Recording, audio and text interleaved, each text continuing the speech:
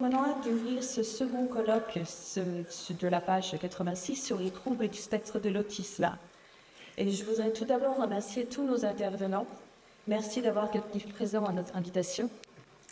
Merci d'avoir bousculé vos emplois du temps pour venir enrichir nos débats et notre réflexion pendant ces 2 jours. Merci à tous aussi, à tous les participants de ce colloque. Vous êtes mobilisés en nombre depuis l'ouverture des inscriptions et jusqu'au dernier moment. Merci beaucoup. Merci d'être présents à vos côtés.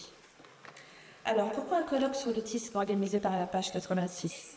Ce colloque doit être l'occasion pour nous tous de partager les bonnes pratiques, les innovations, afin de progresser au quotidien avec nos personnes accompagnées et nos professionnels. Seuls nous pouvons si peu, ensemble nous pouvons beaucoup, a dit Helen Keller. Nous devons relever de multiples défis et rien n'est jamais acquis. Ainsi, ces échanges nous permettront de progresser ensemble. Les attentes envers la stratégie nationale sont fortes et requièrent une attention soutenue pour les déploiements de ressources sur mesure sur l'autisme. À ce jour, de nombreuses personnes diagnostiquées TSA sont en attente d'un accompagnement adapté et nous ne resterons pas immobiles face à cette situation. Mais aujourd'hui, ce n'est pas seulement en tant que présidente de la page 86 que je souhaite m'adresser à vous, mais également en tant que maman. Depuis 17 ans, aux côtés de mon fils, j'ai été le témoin de l'évolution de l'accompagnement des enfants, puis des adultes en situation d'autisme. J'ai constaté combien une prise en charge adaptée a transformé son quotidien. Cela nous semble être une évidence aujourd'hui, mais il y a 17 ans, c'était surtout un pari. Quand on mesure le chemin parcouru, il me semble que l'on peut tirer une fierté légitime de ce qui a été accompli, tant au niveau scientifique qu'en termes d'accompagnement. C'est une réelle source d'espoir. Et puisque l'occasion m'en est donnée, j'aimerais aussi la saisir pour remercier les professionnels qui, chaque jour, auprès de nos enfants, de nos frères, de nos sœurs, œuvrent pour leur bien-être. Leur investissement, leur ténacité changent leur quotidien et le nôtre. Alors que les annonces des conférences nationales du handicap ont jeté le doute sur l'avenir de nos structures, entretenant l'incertitude, vous êtes à vos postes, assurant l'accompagnement de ceux qui nous sont si chers. Ces annonces ont soulevé bien des inquiétudes, mais nous savons nous réinventer et trouver de nouvelles voies, car nous avons toujours le souci d'apporter des réponses personnalisées. Nous savons déjà, au quotidien, réinterroger nos pratiques, analyser nos comportements afin d'affiner les soutiens nécessaires. Nous apportons des solutions adaptées et bienveillantes dans le respect de l'autodétermination des personnes que nous accompagnons. Ce colloque nous permet de continuer à nous projeter vers ces nouvelles ressources et de progresser dans l'accompagnement responsable des personnes autistes. Alors, je ne vais pas monopoliser l'attention plus longtemps et je vais vous laisser entre les mains compétentes de nos brillants intervenants. Mais tout d'abord, je laisse la parole à Madame Valérie Dauge, vice-présidente du département de la Vienne, en charge des personnes âgées et des personnes handicapées. Je vous remercie.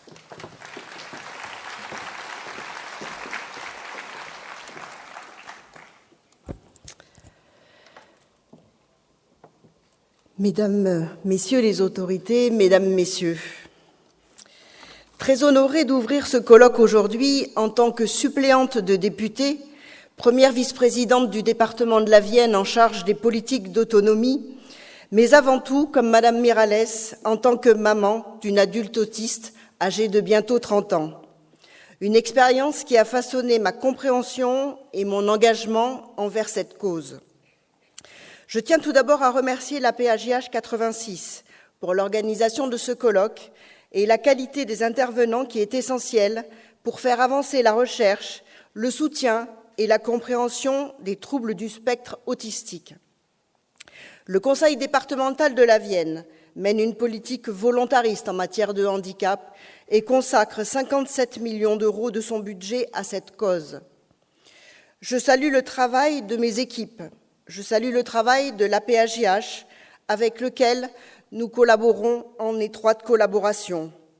Je profite pour remercier et saluer l'ensemble des personnels soignants de la Vienne qui œuvrent au quotidien auprès des personnes vulnérables. Alain Pichon, président du Conseil départemental de la Vienne, a été à l'initiative de la création des États généraux du handicap.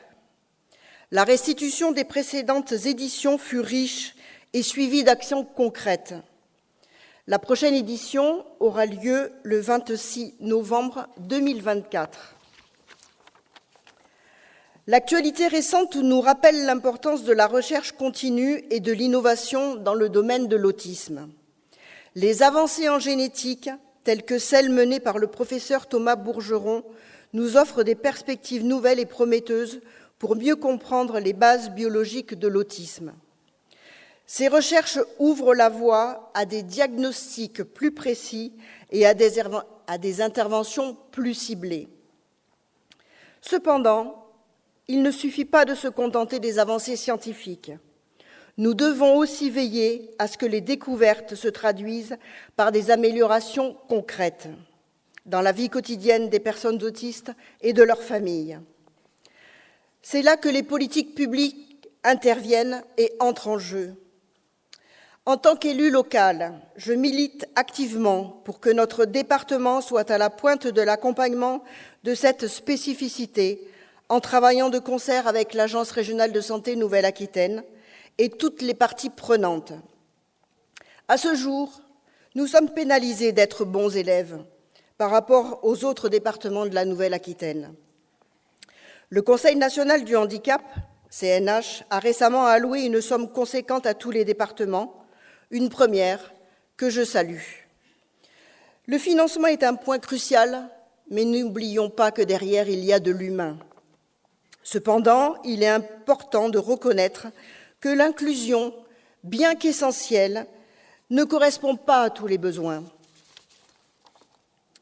Les places annoncées ne sont malheureusement pas en adéquation avec les besoins réels de notre territoire. Vous pouvez compter sur ma pugnacité pour défendre les intérêts des personnes autistes et de leurs familles. Je suis déterminée à augmenter le nombre de places en instituts médico-éducatifs et surtout en services d'éducation spéciale de soins à domicile. Pour votre information, 100 jeunes sont en attente de place à ce jour. En 2024, ce n'est pas tolérable. C'est un véritable enjeu de santé publique et je ne lâcherai rien. L'accès à des structures adaptées est crucial pour assurer un accompagnement approprié et de qualité. Pour conclure, je suis convaincue que ce colloque sera un moment riche en échanges et en enseignements. Les interventions de cette journée, notamment sur celle des troubles moteurs, les épilepsies sévères et les particularités sensorielles, apporteront des éclairages précieux et contribueront à améliorer la qualité de vie des personnes autistes. Je souhaite que ces discussions nous inspirent à aller toujours plus loin dans nos efforts pour une société plus juste. Je vous souhaite à toutes et à tous un excellent colloque et vous remercie.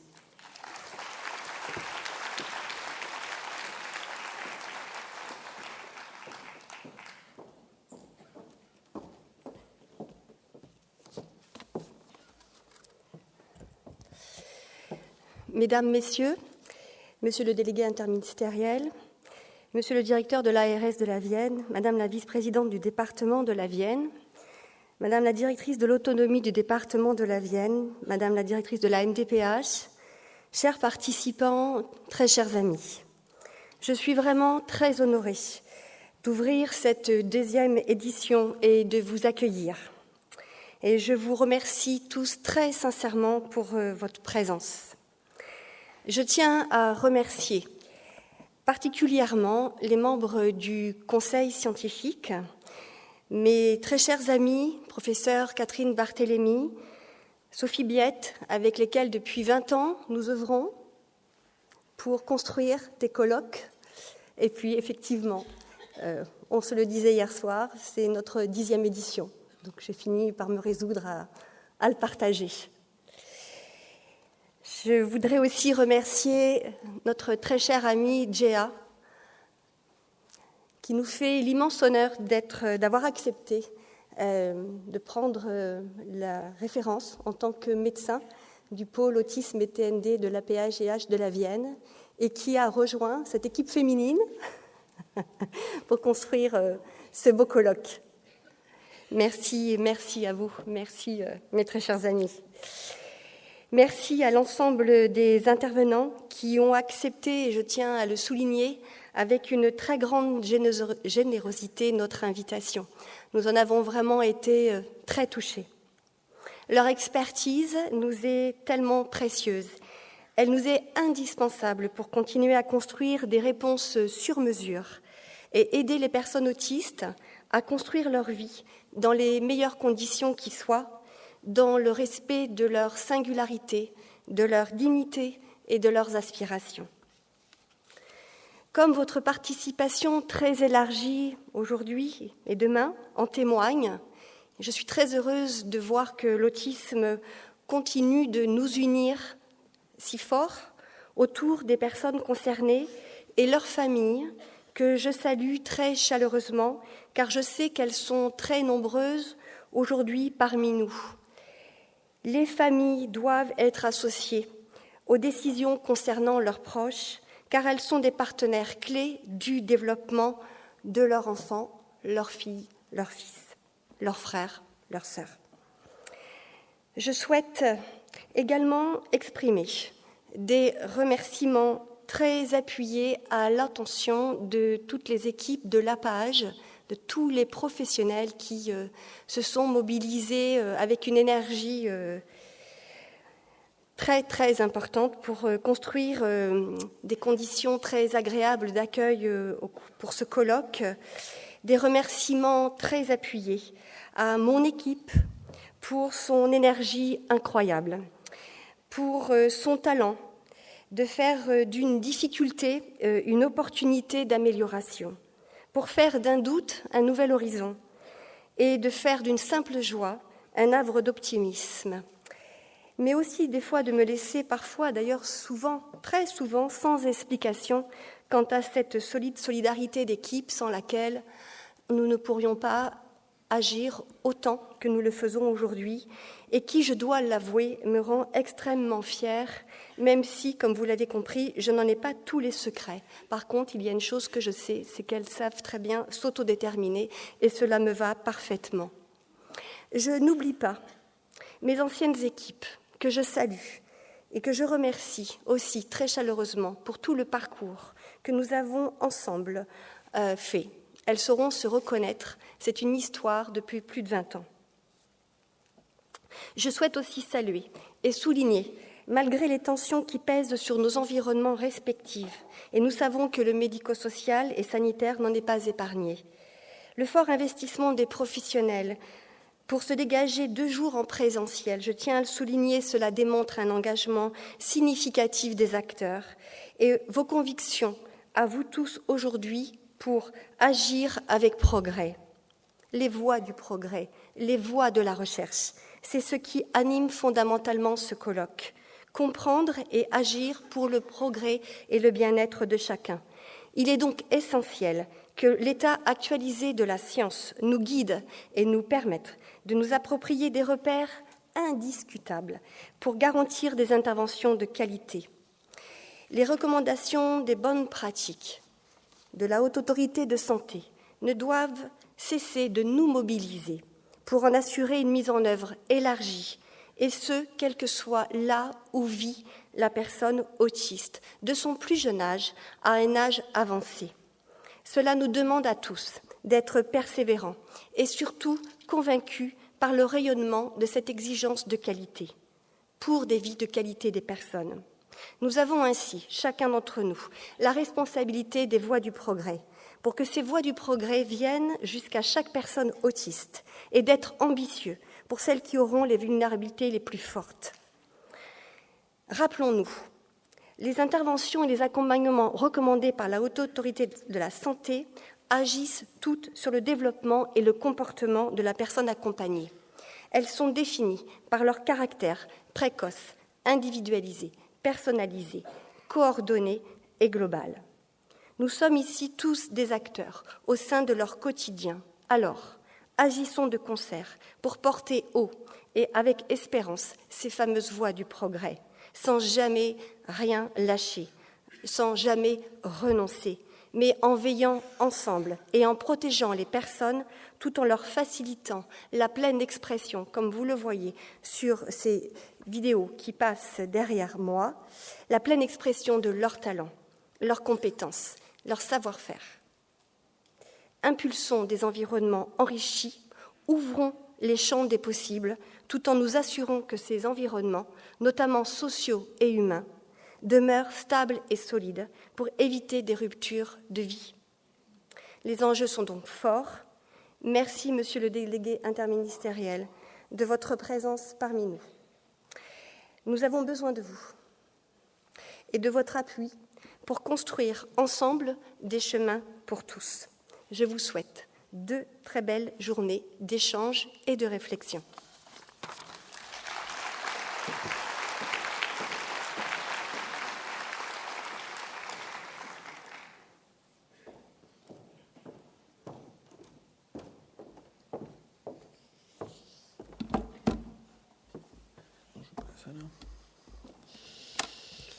Bien, mesdames, messieurs, madame la présidente de la page 86, monsieur le directeur départemental de l'ARS de la Vienne, cher Benjamin, madame la vice-présidente du département de la Vienne, madame la directrice générale de la page 86, chère Séverine, madame la présidente de l'Académie de médecine, chère Catherine Barthélémy, qui nous rejoindra très bientôt, chère Sophie Biette, chère Gia Saravan. Mesdames et messieurs, permettez-moi tout d'abord de vous saluer toutes et tous, personnes concernées, familles, professionnels, tous étant investis dans l'accompagnement, conforme aux recommandations de bonnes pratiques professionnelles, vous l'avez dit, chère Séverine, mais aussi dans la recherche pour toujours mieux comprendre les troubles du neurodéveloppement, autisme, troubles 10, TDAH, donc troubles déficit de l'attention avec ou sans hyperactivité, et troubles du développement intellectuel. Cela fait maintenant 6 mois que j'ai été nommé pour mener cette stratégie nationale, aux côtés de la ministre en charge du handicap, Fadila Khattabi, mais aussi auprès du président de la République, qui suit de très près le déploiement de ces actions. Pour la première fois, je souhaite pouvoir vous partager des réalisations concrètes sur des évolutions attendues, mais aussi sur des travaux en cours, et parfois même sur des sujets sur lesquels, je le sais, à juste titre, votre attente est encore grande, trop grande. Tout d'abord, concernant l'engagement portant sur la recherche. Comme vous le savez, la stratégie nationale porte de nombreux projets. Si l'Institut de recherche sur le cerveau de l'enfant sort progressivement de terre, d'autres projets se diffusent, s'amplifient, à l'image de l'étude que nous allons porter sur les plateformes de coordination et d'orientation, portée par le Centre d'excellence de Tours, ou encore la cohorte Marianne, qui vise à mieux analyser les facteurs de risque, attribuables ou non à l'autisme et à l'ensemble des troubles du neurodéveloppement. Comme vous le savez, un jury international se réunira d'ici fin 2024 pour décider de qui sera le 6e centre d'excellence, venant compléter une expertise déjà répartie sur le territoire national, entre Lyon, Montpellier, Tours, Strasbourg et Paris. Les 5 centres d'excellence bénéficient dès à présent d'un budget 3 fois supérieur à leur budget initial pour porter encore plus haut l'excellence dans la recherche, dans le champ des troubles du neurodéveloppement.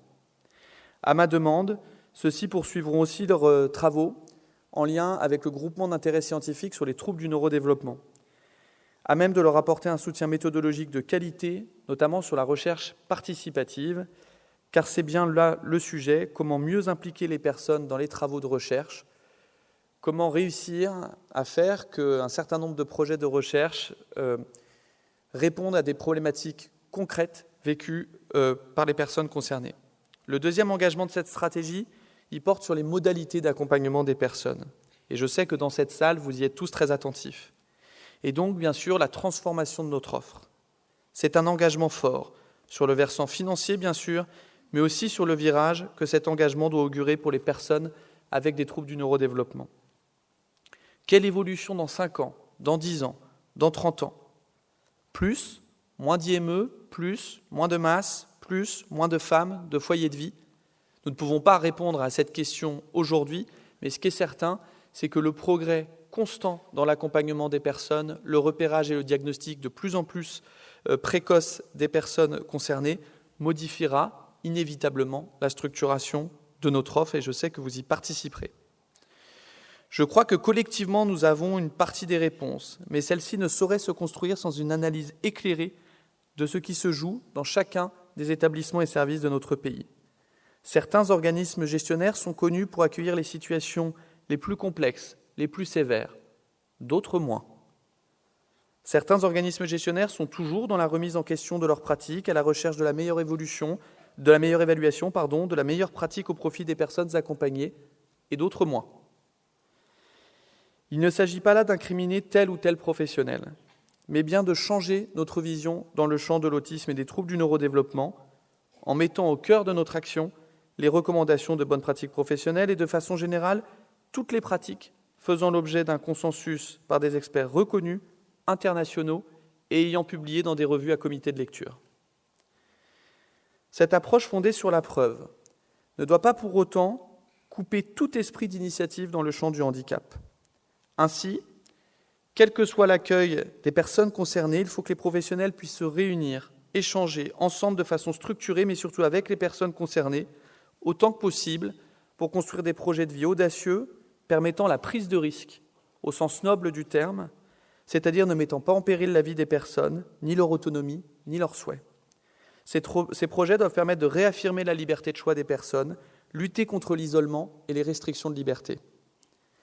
Dans cette optique, j'ai envoyé récemment un courrier à l'ensemble des directeurs généraux d'ARS pour leur rappeler mon attachement profond à ces principes, indiquant notamment que l'attribution des nouveaux projets dans le champ de l'autisme devait être conditionnée, et je souligne ce mot, conditionnée à l'application des recommandations de bonnes pratiques professionnelles.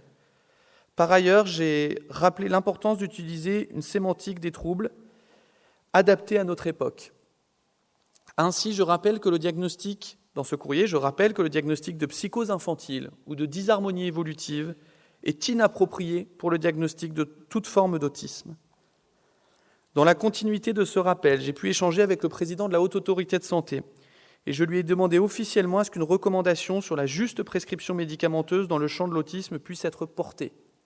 Il y a un sujet dans notre pays sur la polyprescription, sur la iatrogénie, sur les effets indésirables que génèrent les médicaments auprès de l'ensemble des personnes porteuses d'un trouble du spectre de l'autisme. Ne nous voilons pas la face, il y a encore beaucoup de travail à faire sur ce sujet, notamment sur la prescription de psychotropes dans l'ensemble des établissements et services accueillant des personnes avec un trouble du spectre de l'autisme. J'en parle d'autant plus facilement qu'ayant été médecin moi-même auprès de ces publics, je n'ai pas non plus été toujours le médecin dans la prescription idéale. Et donc cette remise en question permanente, à mon avis, ne peut que nous honorer. Une mesure concrète qui découle de ces constats, c'est la constitution d'une équipe nationale d'experts, professionnels, personnes concernées qui viendront en appui aux missions d'inspection et de contrôle des agences régionales de santé. Première fois qu'un tel appui national est créé, je sollicite d'ailleurs tous ceux qui le souhaitent à exprimer une candidature pour venir en renfort de cette équipe nationale à l'adresse suivante, et je vous la donne en direct, di-tnd@pm.gouv.fr. L'idée, elle est très simple, elle est de dire que globalement, nous avons des missions d'inspection et de contrôle dans les agences régionales de santé qui font un boulot et un travail considérable, mais on a besoin d'une mission d'appui nationale avec des experts, certes du champ scientifique, du champ médical, du champ même pluriprofessionnel, mais aussi, je le crois et c'est fondamental, des personnes concernées, des familles concernées par la problématique des troubles du neurodéveloppement et des troubles du spectre de l'autisme. Et je crois que c'est cette diversité des regards qui peut venir vraiment en aide sur un certain nombre d'établissements et services, sur notamment le cap des bonnes pratiques. Concernant les unités renforcées, alors je ne sais pas si tout le monde est très au clair sur les unités renforcées, mais je crois que vous êtes un public d'experts dans cette salle. Vous savez qu'on a déployé progressivement des unités renforcées pour accueillir des personnes avec troubles du spectre de l'autisme qui parfois ont eu un parcours très long en psychiatrie, et pour lesquels il était apparu comme nécessaire, indispensable, de proposer un lieu de vie permettant un accompagnement le plus respectueux possible, bien sûr, de la dignité, de la vie humaine et conforme aux souhaits des personnes. Ces URTSA bénéficient d'un budget conséquent.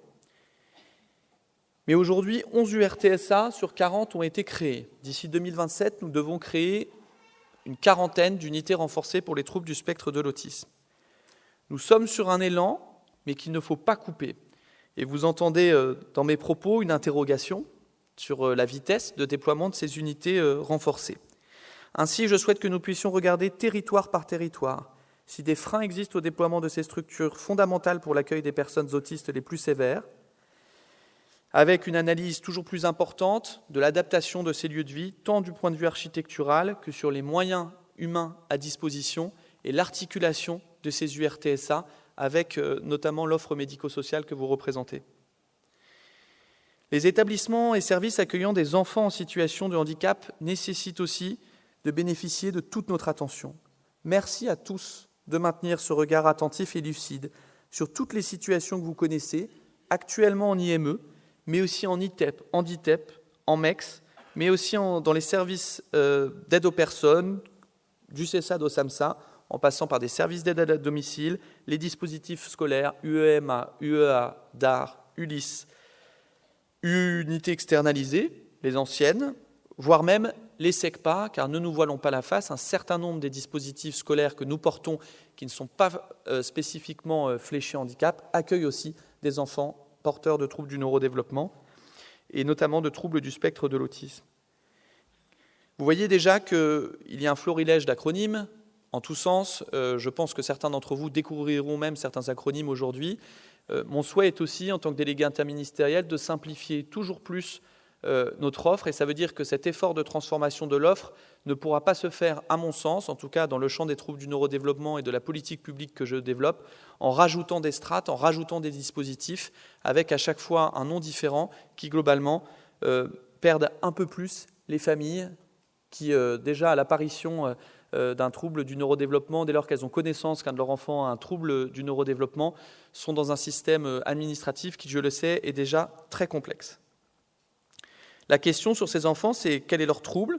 Pourquoi sont-ils ainsi accompagnés? Est-ce la solution la plus adaptée? Quels sont les mouvements entre ces dispositifs? Quels sont les mouvements entre ces dispositifs et le milieu ordinaire? Car oui, la diversité est partout, mais chaque enfant doit pouvoir bénéficier du meilleur accueil au meilleur endroit. Aujourd'hui, il est parfois difficile de se prononcer sur le nombre de places à créer en IME sur certains territoires.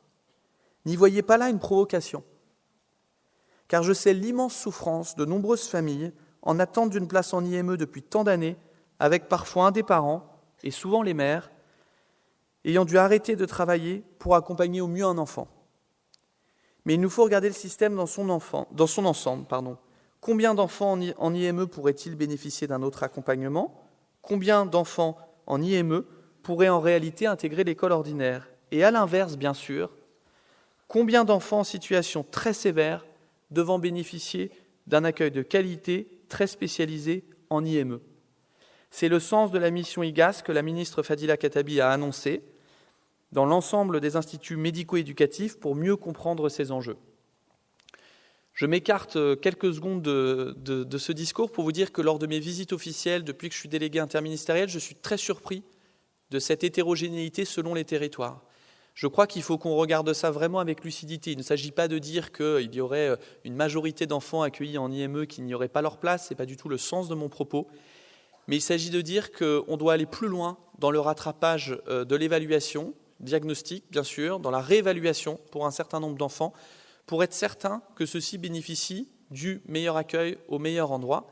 Et je crois que ça implique bien évidemment un travail de fond avec les MDPH, et j'y suis extrêmement vigilant sur la qualité des orientations, et je sais que les MDPH et les départements sauront travailler sur ce sujet aux côtés de l'État. Ainsi, vous l'avez compris, il ne s'agit pas de discuter l'existence des IME, mais de porter un regard factuel sur l'évolution des enfants. Leur progrès doit être notre seule boussole. Le seul postulat acceptable pour un enfant en situation de handicap est celui visant à dire qu'il pourra toujours progresser et qu'il n'y a pas de plafond de verre. À nous de faire changer les cultures professionnelles pour démontrer qu'accompagner des enfants, partout, c'est respecter ces recommandations de bonne pratique et faire appel à la créativité pour les faire progresser. C'est dans cette optique que je réunis un groupe de travail avec des personnes concernées, des professionnels, pour créer des modules de sensibilisation de quelques minutes, accessibles à toutes les catégories professionnelles, éducateurs spécialisés, psychomotes, ergo, AES, aides-soignants, directeurs, policiers, magistrats, enseignants. Je ne peux pas citer toutes les catégories professionnelles, mais cette sensibilisation, elle permettra de rappeler le grand cadre de l'accompagnement et la définition des différents troubles du neurodéveloppement. Cette étape ne se substitue nullement à la formation initiale comme continue, indispensable, mais face à un turnover très important des professionnels dans nombre d'établissements et une méconnaissance encore importante des troubles du neurodéveloppement dans la population générale, il me paraît utile de porter des nouveaux formats, plus courts, pour sensibiliser et aussi plus adaptés, je n'ai pas peur de le dire, à des jeunes générations très présentes dans les professionnels que nous recrutons dans les établissements, et c'est une très bonne chose. Ces principes posés ne suffiront pas. Les équipes travaillant au sein des ESMS devront bénéficier d'un soutien plus important par les centres de ressources autisme notamment, mais aussi l'ensemble des filières diagnostiques que nous serons amenés à compléter dans ces prochaines semaines. L'évaluation, mais aussi la réévaluation dans les établissements, doit servir le projet de vie. La mesure 12, ancienne mesure 37 de la stratégie, je vous accorde qu'il faut suivre, permet de repérer des personnes autistes dans leur lieu de vie, d'aller plus loin, englober l'ensemble des établissements et services médico-sociaux dans cette démarche diagnostique et permettre de soulager des parcours de vie. L'enjeu est sur l'autisme, mais bien sûr aussi sur le TDAH, les troubles 10, le trouble du développement intellectuel. Dans le champ diagnostique, les acronymes sont nombreux également. Et sachez que c'est une de mes préoccupations. CRA, CRTLA, CAMS, PCO, CMP, CMPP, etc. De nombreux dispositifs existent avec, je le sais, des files d'attente conséquentes. C'est pour cette raison que d'ici la fin de l'année 2024, nous souhaitons pouvoir labelliser un service public de repérage, de diagnostic et d'intervention précoce pour plus de lisibilité. On ne va pas créer un nouveau service, des nouvelles structures, il s'agit d'avoir plus de lisibilité. Mon enjeu aujourd'hui en tant que délégué interministériel, c'est qu'une famille qui vient dans un centre diagnostique, quel qu'il soit, avec un enfant qui, par exemple, serait polyhandicapé et autiste, puisse avoir une réponse à ces questions sans qu'on puisse avoir des réponses, qu'on entend encore beaucoup, liées à ce fonctionnement en silo. Le polyhandicap, ça sera plutôt là-bas, et l'autisme, ça sera plutôt là-bas, et nous, on ne sait pas trop comment ça se passe là-bas. L'idée est de pouvoir avoir un service public qui, globalement, tienne la main des familles pour les aider à comprendre le parcours qu'il faut parfois faire, qui est difficile dans les différents centres diagnostiques. Cet échange sur le diagnostic, il doit aussi nous permettre de rappeler des principes fondamentaux. Tout d'abord, l'importance du diagnostic fonctionnel. C'est central. Au-delà du diagnostic de dire une personne est autiste, pas autiste, TDAH, pas TDAH, être capable de dire qu'est-ce que la personne est en capacité de faire, et j'insiste bien sur est en capacité de faire plutôt qu'en capacité de ne pas faire. Bien sûr aussi être capable de poser un diagnostic autant que possible, dire si un enfant est autiste ou pas autiste, c'est fondamental pour la suite du parcours, mais aussi, et c'est encore insuffisamment développé, et je m'y pencherai sur le diagnostic étiologique, qui est encore trop peu présent. Quelle proportion d'enfants accueillis dans les établissements et services ont pu bénéficier d'un bilan génétique, de la recherche d'un autre trouble qui pourrait être associé au trouble du neurodéveloppement, voire même qui serait un diagnostic qu'on qualifie de différentiel. C'est une vraie question et nous devrons poursuivre bien sûr nos efforts sur le sujet avec comme réflexion toujours que cette recherche et ce bilan génétique, il doit servir et contribuer à un meilleur accompagnement des personnes. Je crois que ce n'est qu'en ayant cette approche très pragmatique que nous parviendrons à renforcer cette recherche. Le Groupement national des centres de recherche autisme se penche aussi sur une façon de mieux absorber les files actives, toujours plus importantes des centres de ressources autisme. Dès ma prise de fonction, je l'ai rappelé, je souhaite que les centres de ressources autisme se reconcentrent et priorisent des enfants, des adultes autistes avec un déficit fonctionnel le plus important. C'est une décision qui n'était pas facile à prendre, car je sais que toutes les personnes qui se présentent à un centre de ressources autisme ont une difficulté, une demande diagnostique, mais je crois qu'il est de ma responsabilité de rappeler que nous devons prioriser face justement à un système qui est très embolisé. Ça ne veut pas dire que des personnes autistes sans trouble du développement intellectuel ne doivent pas être accompagnées avec la même expertise, la même finesse, mais je crois qu'il est fondamental de réussir à bien recatégoriser en fonction de l'existence ou non d'un trouble du développement intellectuel. Sur le TDAH, co-occurrence fréquente, nous finalisons le cahier des charges visant à encadrer les structures participant au diagnostic. Et je vous soumets dès à présent une de mes réflexions. Je suis assez perplexe sur la structuration en première ligne, deuxième ligne, troisième ligne, telle qu'elle existe dans le champ de l'autisme. C'est-à-dire que vous avez la première ligne, vous savez, c'est le médecin généraliste, éventuellement le médecin scolaire, le médecin de PMI, qui va soit orienter vers un centre de ressources autisme, soit qui va orienter par exemple vers un CMP, si les CMP font le repérage et le diagnostic des troubles du neurodéveloppement. Et c'est une question que je suis en train de poser au niveau national pour connaître la proportion de CMP participant à la ligne 2 de repérage et de diagnostic des troubles du neurodéveloppement. Et sinon, ça va bien sûr en centre de ressources autisme. Chez les enfants, ça peut aussi aller en plateforme de coordination et d'orientation, avec un fléchage vers des CAMS ou des professionnels libéraux. Si là, déjà, vous avez réussi à comprendre ce parcours diagnostique, C'est déjà une bonne chose. Cependant, je crois qu'il faut qu'on réanalyse ça. Est-ce que les familles, aujourd'hui, comprennent cette différenciation entre ligne 1, ligne 2, ligne 3 ? Ce qui compte pour moi, c'est le premier recours et le second recours. Un trouble du neurodéveloppement simple, avec un diagnostic posé par un médecin généraliste, dûment formé. Et si, globalement, ça n'est pas simple, c'est une structure de second recours. Faut-il continuer à faire une telle différenciation entre ligne 2 et ligne 3, alors même que dans beaucoup de territoires, cette ligne 2 est inexistante ? C'est une question que je pose aujourd'hui et qui, à mon sens, interroge sur la lisibilité de nos dispositifs. Concernant l'accès aux soins, nous poursuivrons bien sûr le déploiement des plateformes HandiConsult, sur lesquelles je suis particulièrement vigilant pour vérifier cette cadence d'ouverture de ces plateformes, sur la question des référents handicap dans les hôpitaux et surtout sur un angle mort de la stratégie nationale, je le dis, sur lequel je souhaite me pencher, qui est l'accueil des personnes en situation de handicap dans les services d'urgence. Concernant la scolarité, je ne m'étendrai pas beaucoup plus, si ce n'est pour vous dire que nous avons déployé des dispositifs d'autorégulation, mais je crois que l'avenir, c'est même l'autorégulation à l'école, pour tous les enfants. On a, vous savez, des expérimentations qui ne sont plus des expérimentations dans de nombreux pays dans le monde, qui montrent que globalement l'autorégulation, c'est un sujet pour tous les enfants, et ce qui montre bien que finalement le handicap, c'est une diversité de la vie humaine et parmi tous les enfants, et que donc ces approches-là d'accompagnement peuvent concerner tous les enfants. Nous commençons avec les dispositifs d'autorégulation qui ont montré leurs preuves. Je rappelle que le principe de l'autorégulation, c'est de dire que des enfants qui sont en situation de handicap, parfois même sévère, peuvent être accueillis dans une classe ordinaire avec des professionnels du médico-social qui interviennent en support et qui, sur des temps dédiés, peuvent bénéficier d'un accueil dans une classe à effectif plus réduit pour le renforcement de certains apprentissages. Je m'excuse déjà auprès de ceux qui mènent ces dispositifs d'autorégulation de la vulgarisation au cours de mes propos. Il y a bien sûr les UEMA, les UEA, les ULIS, bientôt les plateformes d'appui à la scolarité. Je crois là aussi qu'il faut qu'on aille vers plus de lisibilité, mais aussi de souplesse dans les dispositifs.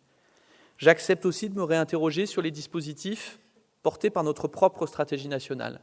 Dans beaucoup d'endroits, les UEMA, les UEA fonctionnent très bien. Il y a d'autres territoires où ça ne fonctionne pas bien, et certains territoires où ça ne fonctionne pas du tout. Il faut que l'on comprenne pourquoi, d'où vient le problème, et y travailler avec l'éducation nationale. Concernant l'autorégulation que je vous ai mentionnée, nous allons ouvrir des dispositifs dans les collèges à la rentrée prochaine, dans des lycées professionnels et y compris dans des lycées agricoles. Et nous sommes en train de finaliser le cahier des charges pour ces ouvertures.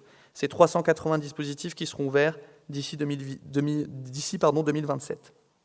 Ça se poursuit à l'université, avec le programme notamment Atypie Friendly, qui permet de sensibiliser les étudiants, les profs à la fac, sur la question des troubles du neurodéveloppement, mais ça interroge les âges de transition. Qu'est-ce qui se passe entre la sortie de l'école, pour les enfants qui ont pu aller par exemple jusqu'au lycée, et l'université ou la vie professionnelle ? C'est la raison pour laquelle j'ai décidé de réunir un groupe de travail avec uniquement des jeunes entre 16 et 25 ans qui sont concernés par un trouble du neurodéveloppement, pour qu'ils m'aident à réfléchir sur ces troubles du neurodéveloppement, sur les enjeux liés aux troubles du neurodéveloppement, et notamment la prévention du risque suicidaire et de la maladie psychiatrique qui peut être associée et qui, comme vous le savez, déjà en population générale, est beaucoup plus fréquente à ces âges. Faut-il une adaptation spécifique pour des jeunes qui ont un trouble du neurodéveloppement pour prévenir ce risque au niveau psychique, ou faut-il rentrer dans des dispositifs de droit commun ? Et je le dis en souriant, ils se sont réunis hier avec une de mes conseillères qui menait ce groupe de travail et qui me dit « il y a tellement d'idées que je pense que ça va être très difficile de faire le tri, car elles sont toutes excellentes ». Je n'en doute pas une seconde et je pense que ça montre l'importance d'associer les personnes concernées. Concernant le travail, nous sortirons d'ici septembre un nouveau dispositif d'insertion par le travail des personnes autistes avec troubles du développement intellectuel, à l'image de ce que certaines associations déploient sur le territoire national. L'idée est de permettre, au travers du modèle SAMSA, pour résumer, de permettre à des personnes qui soit sont en logement ordinaire ou même en logement adapté ou dit habitat inclusif ou même en maison d'accueil spécialisée, de pouvoir travailler en journée, de pouvoir bénéficier d'une insertion par le travail ordinaire. C'est un sujet sur lequel je souhaite que nous avancions rapidement. Concernant la culture, un nouveau guide à destination de tous les lieux de culture dans notre pays devra permettre de mieux accueillir les personnes avec des troubles du neurodéveloppement. Et très rapidement, je vous le dis, sur le sport, l'activité physique adaptée en cette année olympique et paralympique, un guide aussi à destination de toutes les structures sportives pour permettre d'adapter l'activité physique aux personnes autistes ou avec troubles du neurodéveloppement. Voici quelques mesures que je voulais vous détailler aujourd'hui. Je m'excuse déjà d'avoir été aussi long, mais je voulais profiter déjà d'avoir une telle assemblée qui pouvait nous écouter. Je voulais vous remercier toutes et tous pour avoir pris ce temps de m'écouter, vous remercier pour votre engagement pour les personnes autistes, porteuses de troubles du neurodéveloppement, et remercier à nouveau les personnes concernées, les familles, qui me rappellent en permanence et avec justesse pourquoi l'action publique doit être construite avec eux. Merci beaucoup, mesdames, messieurs.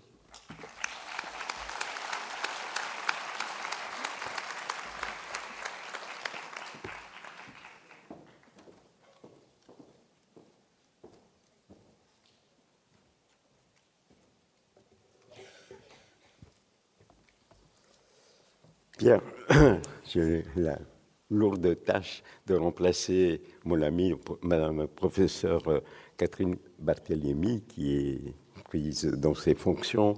Comme vous le savez, elle est présidente de l'Académie de médecine, donc elle a pas mal de fonctions.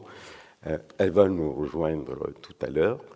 Donc on va ouvrir, bien sûr, et avant d'ouvrir vraiment suivant le programme, de ce colloque, je tiens à remercier monsieur le délégué interministériel, cher Étienne, dont il a parlé de beaucoup de choses qui me touchent, parce que c'est vrai, il y a l'autogénie médicamenteuse, il n'y a pas les recommandations ne sont pas suivies, et pourtant on peut dire que la France a fait des progrès déjà sur l'évaluation de la douleur, que les Américains ont validé notre échelle qu'on a mis en place en France, c'est déjà une bonne chose. Et maintenant, elle circule aux États-Unis, dans les pays anglo-saxons. Et les recommandations, c'est pareil. Tout ce qui est médicaments psychotropes et tout ça, moi, je vois les conséquences. Je vois aussi, et tu as aussi dit, concernant certains dispositifs où on dit machin, je pense que moi, je tiens à le dire, je suis pour l'approche globale de ces personnes avec autisme et je refuse le saucissonnage de ces personnes, un médecin formé capable de trouver des pathologies. Et juste pour finir, devant tout trouble du comportement, le C, c'est écrit dans toutes les recommandations, il n'y a pas que l'HAS, vous pouvez aller voir les recommandations anglo-saxonnes, entre autres, les recommandations de Nice, ça c'est écrit comme la ville de Nice, et exactement c'est les mêmes choses, ils disent devant tout trouble du comportement soudain inexpliqué, allez rechercher une maladie organique et ou une douleur. Ceci étant dit, avant d'ouvrir, évidemment, il y a aussi la recherche, et c'est important, ça fait beaucoup de progrès. On avance, je crois on est en phase de ce côté-là, on avance beaucoup.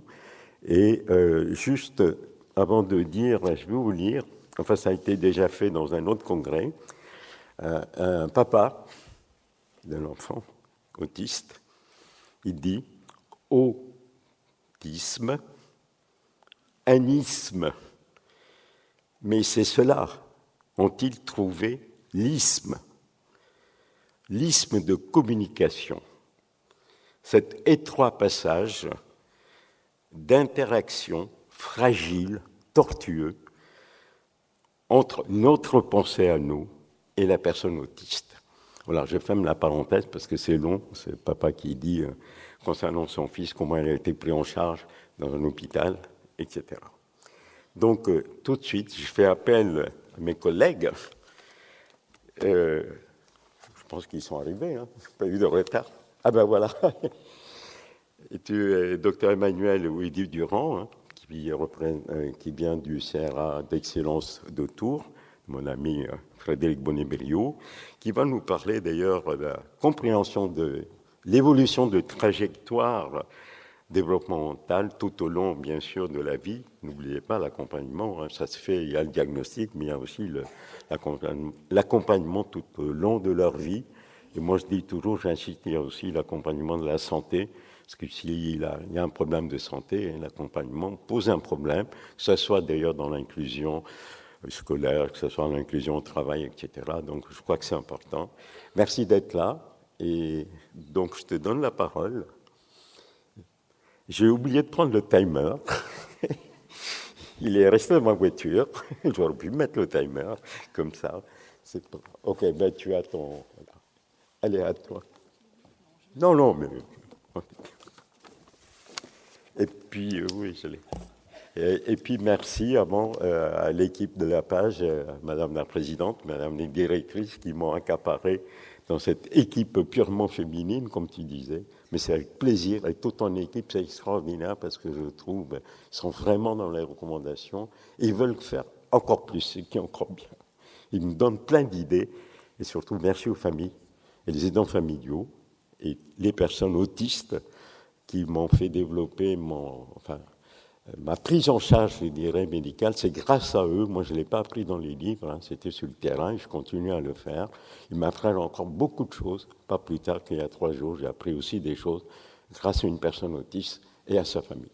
Merci à ces familles, à ces aidants familiaux et surtout aux personnes autistes.